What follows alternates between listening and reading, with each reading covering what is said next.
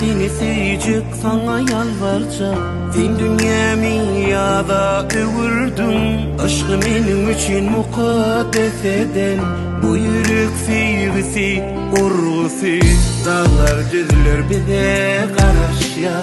Seni gören asman nur saçya, nezkerim sana yaraşya. Ömrümün dediği altını bakmana yarım, bak ayda yine. Seni sevir, seriden göçeyin. Sana bulan sevim güçler yer bana. Kanıp bağlap bile uçuyun. Gel sevgilim altını.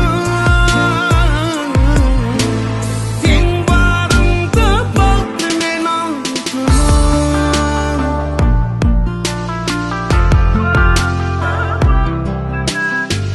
Dağdaydır sensin köngülümün şafi. Yetinle ömrümün başımın teci. Yaşa yanardı kalbin o vakit. Bu yürek sevgisi, urgusu, dağlar düzülür bize karşıya. Seni gören